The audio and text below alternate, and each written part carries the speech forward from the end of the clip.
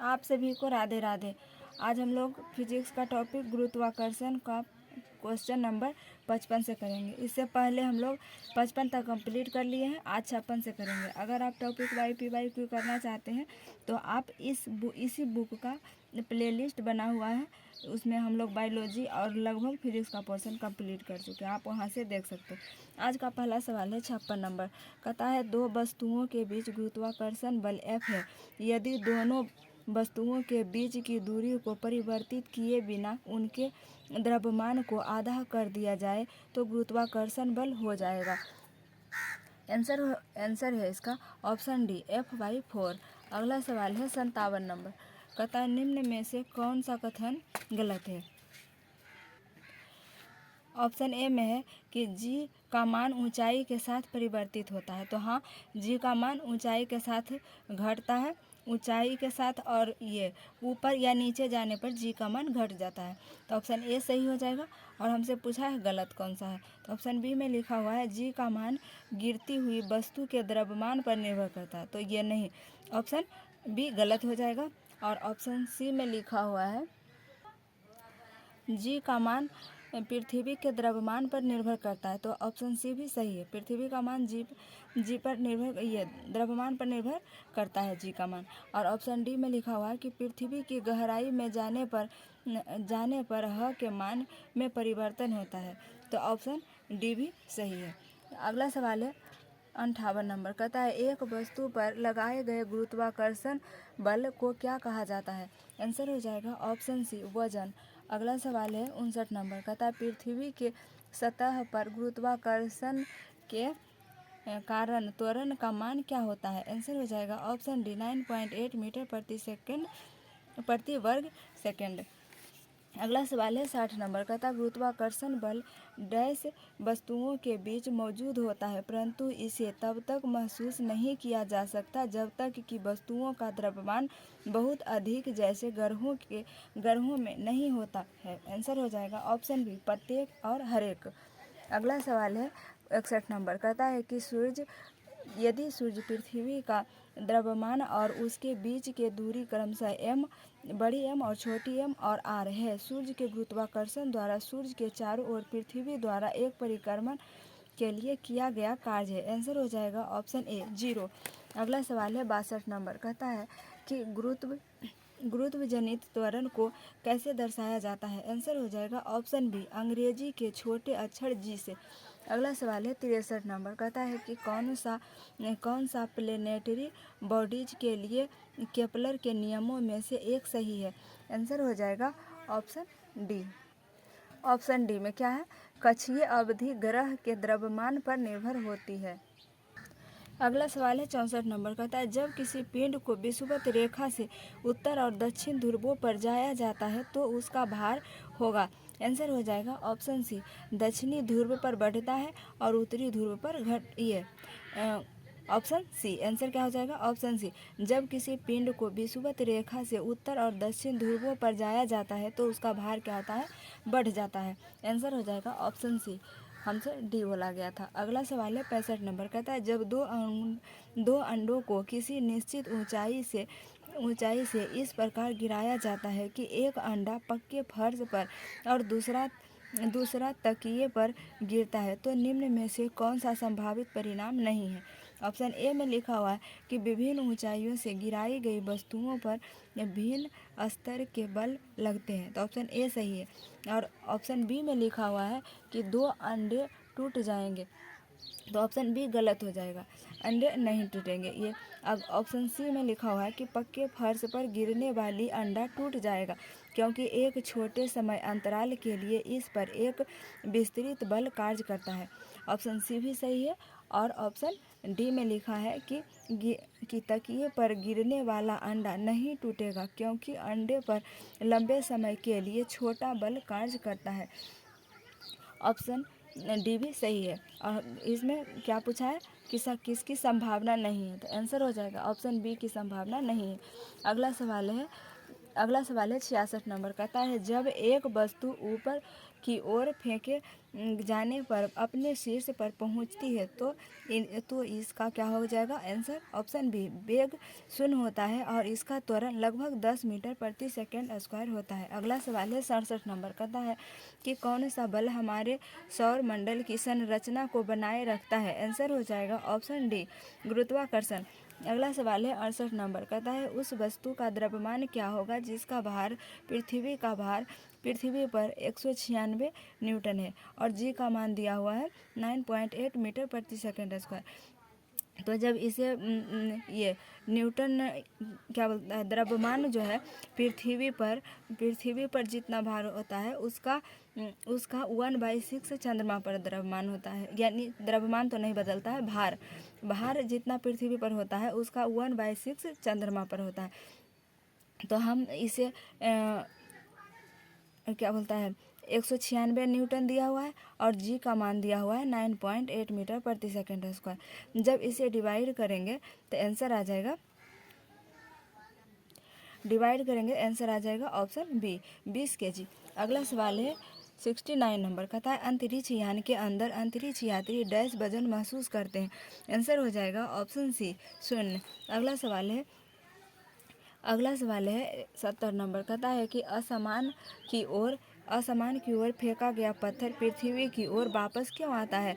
आसमान की ओर फेंका गया पत्थर पृथ्वी की ओर वापस क्यों आता है? तो इसका आंसर हो जाएगा ऑप्शन डी में लिखा हुआ है कि एक बल होता है जो इसे भूमि की ओर खींचता है। अगला सवाल है 71 नंबर, कहता है दो निकायों के बीच आकर्षण बल 1/9F यानी बल है तो इन दोनों निकायों के बीच दूरी क्या होगी? आंसर हो जाएगा ऑप्शन ए, 3 गुनी होगी। अगला सवाल है 72 नंबर, कहता है ब्रह्मांड में किन्हीं दो निकायों के बीच गुरुत्वाकर्षण बल डैश पर निर्भर नहीं करता है?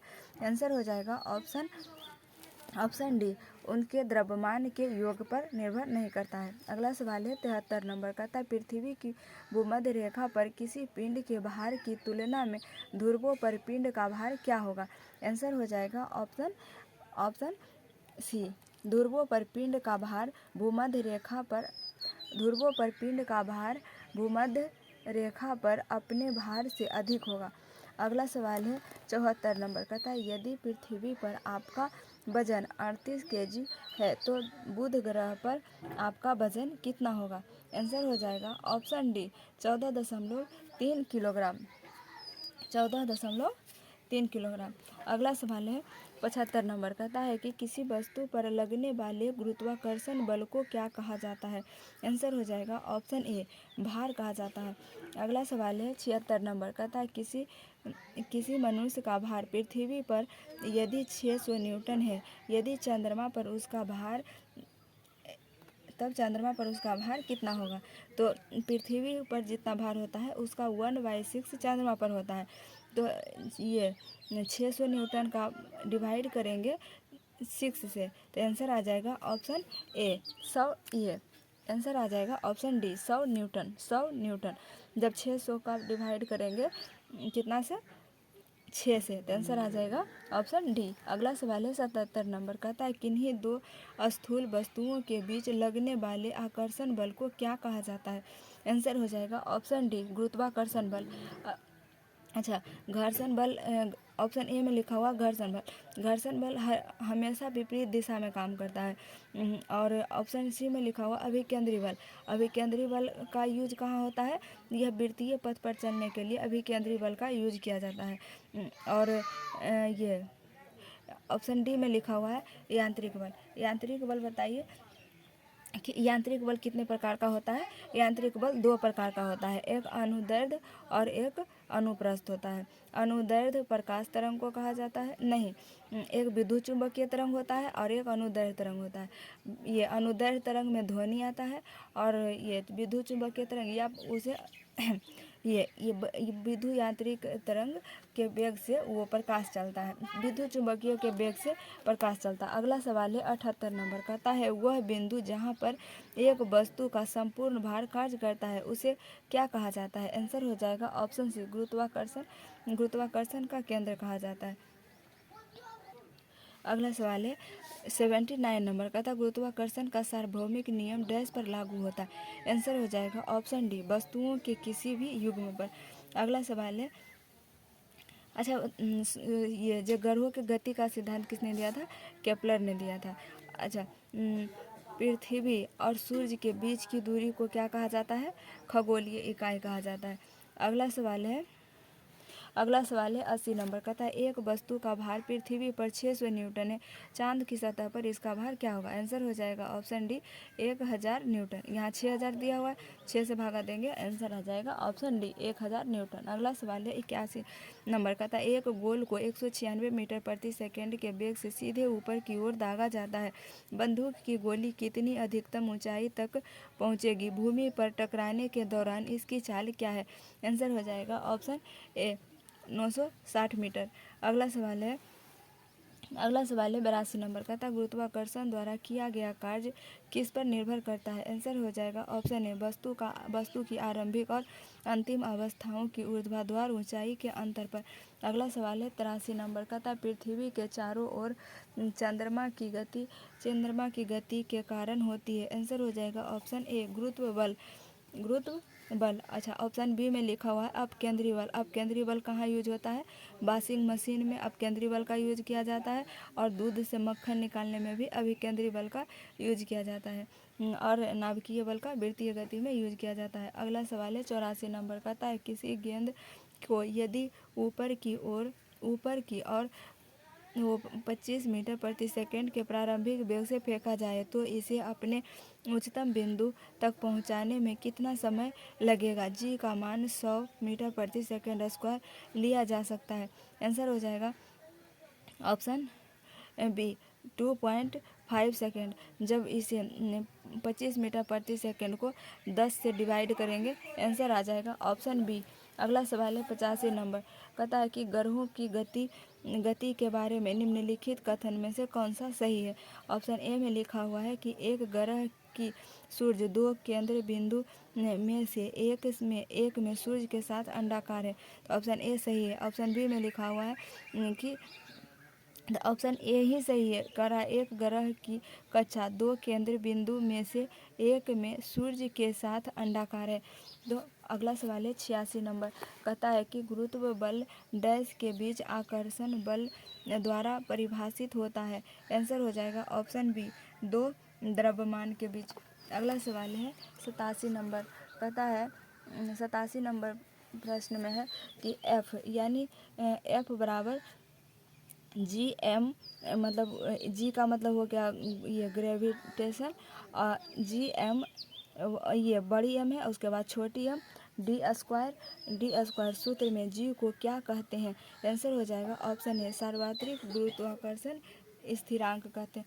अगला सवाल है 88 नंबर, कहता है 100 मीटर की ऊंचाई से एक गेंद गिराई जाती है, चौथे सेकंड में तय की गई दूरी क्या होगी? आंसर हो जाएगा ऑप्शन बी, 35 मीटर। अगला सवाल है 89 नंबर, कहता है 20 मीटर ऊंचे टावर के शीर्ष पर खड़ा एक लड़का एक पत्थर फेंकता है।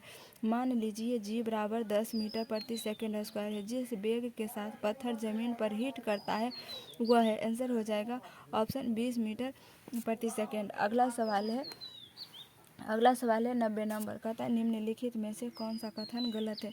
ऑप्शन ए में लिखा हुआ चंद्रमा पर जी का मान पृथ्वी पर जी के मान के बराबर होता है, तो ऑप्शन क्या पूछा है?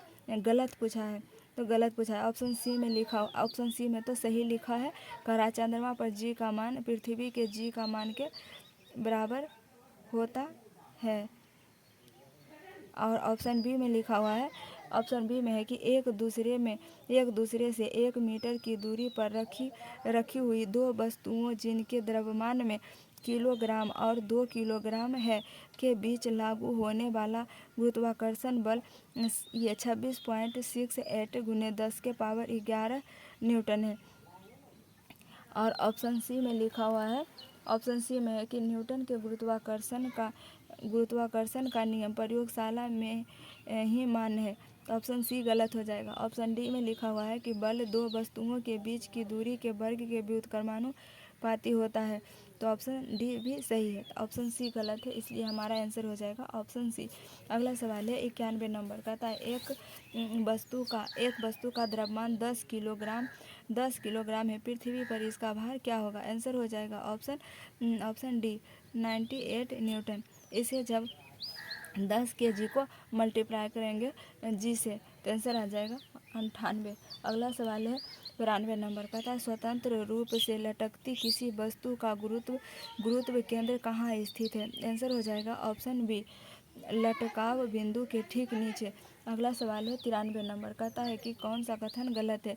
ऑप्शन ए में लिखा है कि वस्तु का भार ध्रुवों पर अधिकतम और विषुवत रेखा पर न्यूनतम होता है, तो ऑप्शन ए सही है। ऑप्शन बी में लिखा हुआ कि वस्तु का भार ध्रुवों पर न्यूनतम और विषुवत रेखा पर अधिकतम होता है, तो ऑप्शन बी गलत हो जाएगा। ध्रुवों पर अधिकतम होता है और विषुवत रेखा पर न्यूनतम होता है, तो बी ऑप्शन गलत लिखा हुआ है। सी में लिखा है कि पृथ्वी के केंद्र पर वस्तु का भार शून्य होता है, तो ऑप्शन सी भी सही है। पृथ्वी के केंद्र पर वस्तु का भार शून्य होता है। और ऑप्शन डी में लिखा है कि वस्तु को अधिक ऊंचाई पर ले जाने पर उसका भार कम हो जाता है, तो ऑप्शन डी भी सही है। और हमसे गलत पूछा है, तो आंसर हो जाएगा ऑप्शन बी। अगला सवाल है 94 नंबर, कहता है 94 नंबर में है कि जी का मान डैश के साथ बढ़ता है। आंसर हो जाएगा ऑप्शन डी ऊंचाई में कमी होता है, तो जी का मान बढ़ जाता है।